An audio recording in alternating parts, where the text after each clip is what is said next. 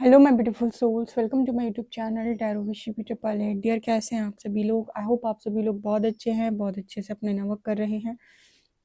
Channel पर आए request करूंगी सब्सक्राइब करें इस चैनल को। वीडियो पसंद आता है तो लाइक दिस वीडियो। गाइज, एक जनरल कलेक्टिव और टाइमलेस रीडिंग है, आपसे जितना रेजोनेट करे उतना रखिए। एंड ये रीडिंग मैरिड अनमैरिड सब, मेल फीमेल सभी ज़ोडिएक साइंस के लिए भी है।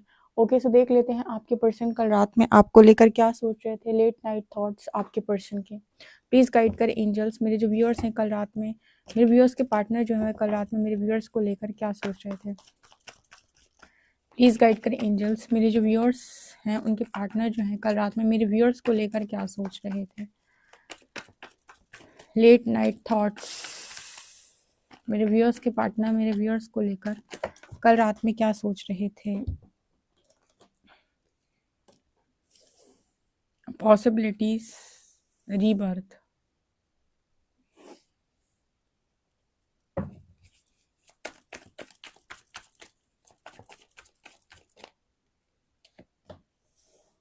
The miser.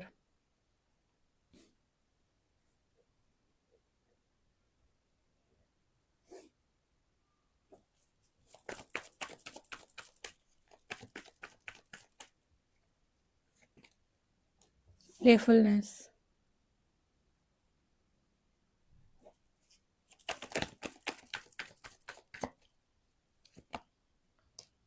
Silence.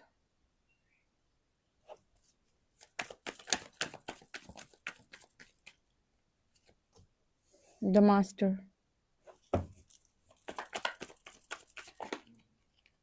Projection.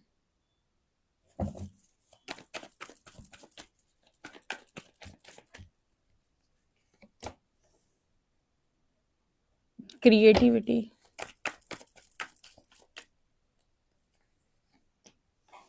यहाँ पर है totality.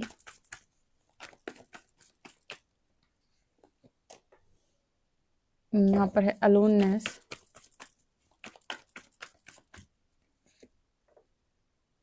यहाँ पर एनर्जी है fighting. हीलिंग। ओके गाइस, कल रात में आपके पर्सन की एनर्जी क्या थी? यहाँ पर है बियॉन्ड इल्यूजन। ओके, तो आपके पर्सन कल रात में आपको लेकर क्या सोच रहे थे? यहाँ पर मुझे सबसे पहले मैसेज मिला है पॉसिबिलिटीज और प्रोजेक्शन। यहाँ पर ऐसा नजर आता है डियर कि जो आपके पर्सन है, सबसे पहले तो कल रात में उनकी एनर्जी ये थी कि पास्ट के अंदर इस कनेक्शन के ऊपर कितनी ज़्यादा संभावनाएं थी, यानी कि ऐसा क्या क्या था जो इस कनेक्शन में हो सकता था जो आपके पर्सन ने इग्नोर कर दिया। ठीक है, आई होप आप इस मैसेज को बहुत अच्छे से समझें। जैसे हम कहते हैं कि दो लोगों की लड़ाई हो गई, दो लोगों का झगड़ा हो गया, तो जब वो लोग ट्रिगर होते हैं ना, तो आप देखिएगा कि हर व्यक्ति का जो रिएक्शन आता है, हर व्यक्ति का जो रिएक्ट करने का तरीका होता है, वो उसके नेचर पे डिपेंड करता है, यानी कि ये कैसा रिएक्ट करेगा। कुछ लोग बहुत शांति से निकल जाते हैं, कुछ लोग बहुत चिल्लाते हैं, कुछ लोग बहुत ज्यादा रोने लगते हैं, कुछ लोग मुंह बंद कर लेते हैं, कुछ बोलते ही नहीं है। सबके रिएक्शंस अलग अलग से आते हैं।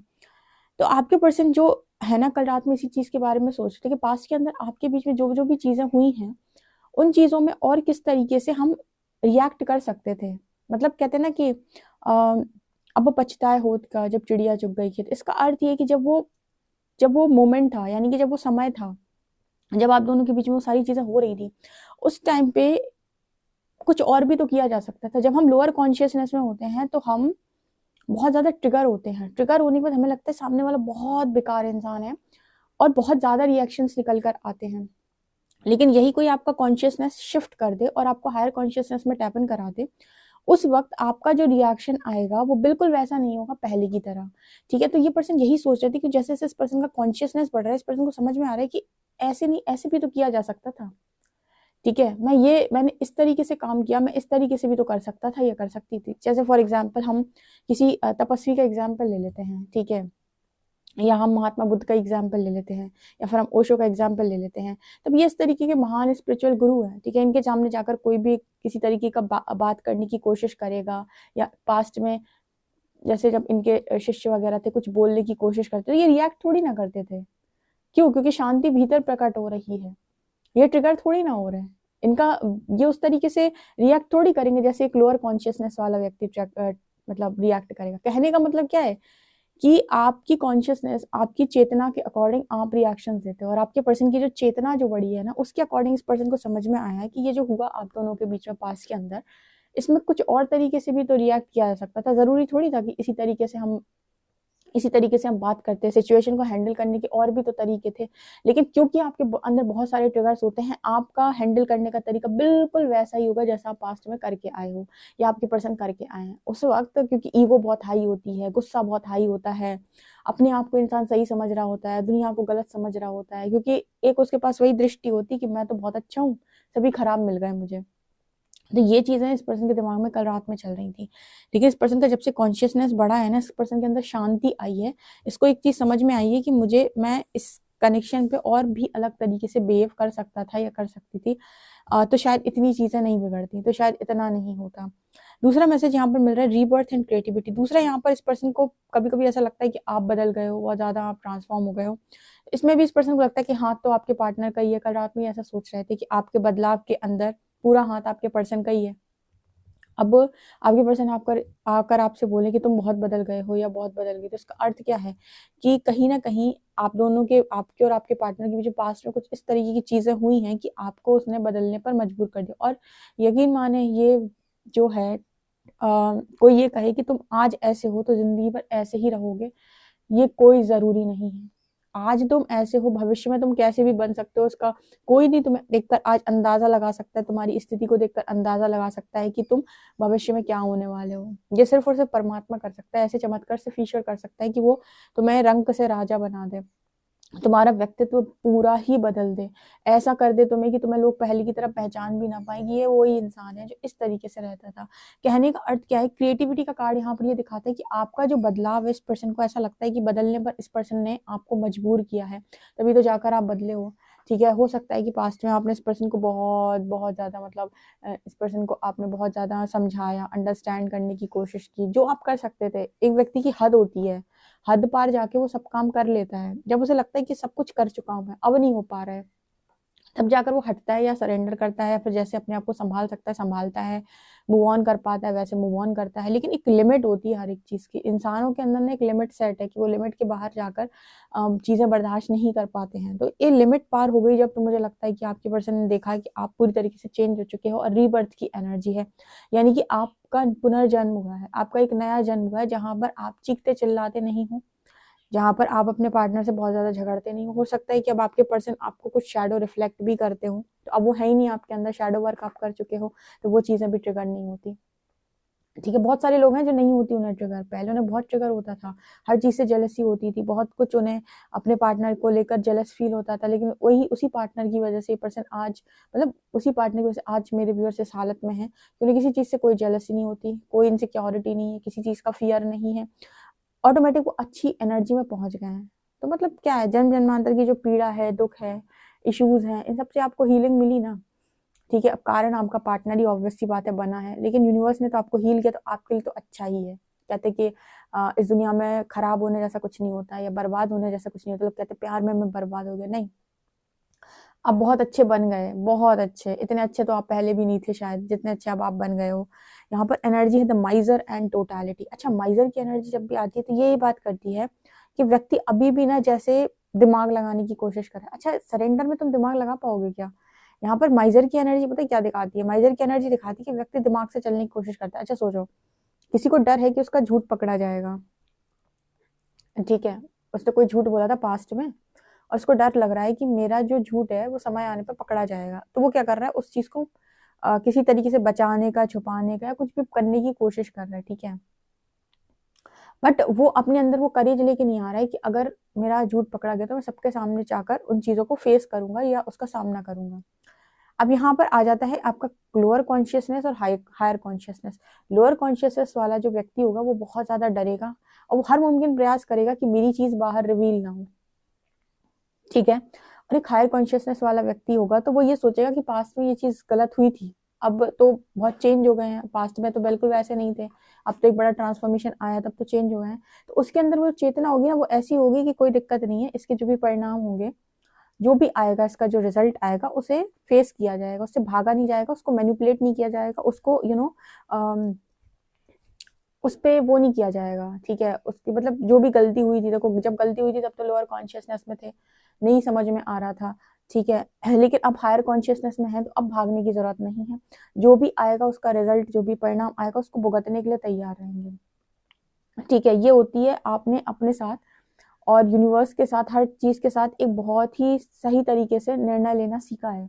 जहाँ पर आपने सोचा है कि ठीक है पहले गलती हुई थी ना, बच्चा है गलती हो गई, बच्चा है उससे तो गलती होगी, बड़ा कोई गलती करे, ठीक है? तो वही एनर्जी यहाँ पर नज़र आ रही है माइज़र एंड टोटैलिटी कार्ड के साथ, ठीक है? तो ये मुझे लगता है अभी भी आपके पर्सन जो है वो माइज़र की एनर्जी में दिखाई देते हैं। अभी भी जैसे इस पर्सन के मन में थोड़ा बहुत चोर है। चोर होने का मतलब है कि अभी भी मुझे लगता है कि पर्सन के सामने जब भी कुछ इस तरह की चीज़ें आती हैं तो ये अपनी इमेज को साफ-सुथरा करने की बाहर से कोशिश करते हैं। और यकीन माने आप इमेज को बाहर से साफ-सुथरा करने की बजाय अपनी इमेज ही साफ रखें तो ज़्यादा बेहतर है। मतलब इम्पोर्टेंट पता है क्या है? इम्पोर्टेंट दिखावा करना नहीं है। इम्पोर्टेंट है रियल होना, क्योंकि जो रियल होगा उसे आप उसकी किसी चीज़ पर आप उँगली नहीं उठा सकते। लेकिन अगर आप फेक करने की कोशिश कर रहे हैं, आप दिखावा कर रहे हो, तो आपको हर पल ये डर होगा कि मेरी इमेज कहीं बाहर ना आ जाए, यानी कि मेरा रियल साइड किसी को दिख ना जाए। ये माइज़र की एनर्जी से शो होता है। मतलब माइज़र यानी कि अभी भी जैसे इस पर्सन के मन में इस तरह की चीज़ें रहती हैं कि इमेज के चलते कुछ मैनिपुलेट करना है या झूठ बोलना है, तो मुझे लगता है ये पर्सन माइज़र की एनर्जी टोटैलिटी के साथ आई है। शायद ये पर्सन अभी भी करते हैं, जबकि आप क्रिएटिविटी की एनर्जी में हो, ये एम्प्रेस की एनर्जी में हो, आप अलग ही निकल गए हो, क्रिएटिव, लाइट। अच्छा, प्लेफुलनेस एंड अलोननेस, कितना डिफरेंस है। एक एनर्जी है प्लेफुलनेस, दूसरा है अलोननेस। यहाँ पर फिर से 2 कार्ड्स निकल के आए हैं। अब ये पर्सन कल रात में भी अकेले थे, ठीक है? और इस पर्सन की एनर्जी है, मतलब अकेले तो है ये पर्सन, ठीक है? लेकिन ये दिखाते ऐसा है आई थिंक कि उनकी लाइफ तो नॉर्मल है। जैसे ये पर्सन बाहर जाते होंगे तो कोई भी डेफिनिटली इस पर्सन की लाइफ को देखकर या इनको देखकर ये नहीं बोल सकता कि इनकी लाइफ में कोई प्रॉब्लम है। अलोननेस का कार्ड दिखाता है कि है लेकिन ये पर्सन अकेले है, ठीक है? अकेलापन इस पर्सन की लाइफ में मुझे साफ नज़र आ रहा है। अच्छा, यहाँ पर कार्ड है साइलेंस एंड फाइटिंग। अच्छा, ये दोनों कार्ड्स यहाँ पर ये दिखा रहे हैं कि आपके पर्सन जो हैं इस वक्त इनकी लाइफ में बहुत सारा मतलब झगड़ा भी लोगों के साथ बहुत ज़्यादा होता है, या फिर झगड़ने के लिए रेडी। देखो यहाँ पर ऐसा है कि कुछ चीज़ें जो ट्रिगर होती हैं, जैसे फाइटिंग की एनर्जी आती है तो क्रोध की एनर्जी आती है, और क्रोध में इंसान बहुत पगला जाता है, पता नहीं क्या क्या बातें बोलता है, ठीक है? और किस तरीके से बिहेव करता है। तो ये जो क्रोध इंसान के अंदर भरा होता है ना, ये एक लाइफ का तो डेफिनेटली नहीं होगा, आपके पास लाइफ से भी हो सकता है बहुत चिड़चिड़ापन या क्रोध, ठीक है? अब मुझे यहाँ पर ऐसा लगता है कि आप दोनों के बीच में कल रात में इस पर्सन की एनर्जी, अगर आप खामोशी देते हैं इस पर्सन को, तो इस पर्सन का और गुस्सा निकल के बाहर आता है। अब सोचो अगर आप किसी से झगड़ रहे हो, ठीक है? और किसी पर्सन को आप काउंटर कर रहे हो, किसी पर्सन को आप उससे लड़ने का प्रयास करो, फिर उसका गुस्सा बढ़े और उसके अंदर से बहुत सारी चीज़ें बाहर निकल कर आएँ, तो समझ में भी आती है कि चलो एक झगड़ रहा था, दूसरा भी झगड़ने लगा, दोनों झगड़ रहे हैं, ठीक है? क्या हो जब एक खामोश हो और दूसरे इंसान को ट्रिगर हो रहा हो? आपके पर्सन को खामोशी ट्रिगर करती है आपकी, मतलब उसका ये है कि बात करो मुझसे, या फिर इस तरह की एनर्जी हो सकती है कि पहले तो तुम इतना झगड़ते थे, अब क्यों चुप हो? तो शायद इस इंसान के अंदर अभी भी कुछ चीज़ों को लेकर गुस्सा भरा हुआ है, जो जब ट्रिगर होता है तब वो सरफेस आता है, जब गुस्सा आता है तब सरफेस आता है। मतलब जब वो चीज़ें ट्रिगर हो जाती है, कोई ट्रिगर कर देता है बाहर से, तो वो चीज़, वो अवतार, या कहें कि वो इश्यू जो भी है, एंगर इश्यू, वो सब चीज़ें ऊपर की तरफ आ जाती है। तो कई बार मुझे लगता है कल रात में इस पर्सन का भी खामोशी भी चुभ रही थी, ठीक है? या गुस्सा आ रहा था इस पर्सन को, क्योंकि इंसान जो है वो अपनी मैं कह रही हूँ ना कि मैंने कई रीडिंग्स कर डाली और मुझे जो उसमें बहुत अच्छे-अच्छे मैसेजेस मिलते हैं, कभी अच्छी-अच्छी गाइडेंस मिलती है, उसमें से एक गाइडेंस सबसे अच्छी पता है क्या है? कि हर व्यक्ति चाहता है सामने वाले को अपने नियंत्रण में रखना, यानी कि कंट्रोल में रखना। जब मैं चाहता हूँ तब हँसो, जब मैं चाहता हूँ तब रो लो, जब मैं चाहता हूँ तो झगड़ा करो, जब मैं चाहता हूँ तो चुप हो जाओ। मतलब जैसे-जैसे मैं चाहता हूँ वैसे-वैसे तुम करो। और इस चीज़ की वजह से ये सब उसके खुद के इश्यू होते हैं, लेकिन इसकी वजह से वो अपने पार्टनर को लगातार ब्लेम करता है कि मुझे अच्छा पार्टनर नहीं मिला। अपने इश्यूज़ के लिए, सब सारे इश्यूज़ के लिए सामने वाले को ब्लेम करता है कि मेरे को पार्टनर अच्छा नहीं मिला, जबकि ये सच नहीं है। तुम्हारे खुद के इश्यू है कि तुम्हें गुस्सा आ रहा है, तुम्हें झगड़ा करने का मन हो रहा है। अब चुपचाप बैठा सामने वाला व्यक्ति, तुम्हें उससे भी परेशानी, वो झगड़ा करे तो परेशानी, वो चुप हो जाए तो परेशानी, तुम्हें तो हर चीज़ में परेशानी। क्यों? क्योंकि तुम ट्रिगर हो रहे हो। ये तुम्हारी इश्यू है, सामने वाले का इससे कोई लेना-देना नहीं है। ठीक है? यहाँ पर एनर्जी है the master healing. Enlighten being जितने हैं ना यहाँ पर, जो एनलाइटनमेंट के पाथ पे, इनका यही काम है। ये ने अपने सारे इश्यू इतने हील करने हैं।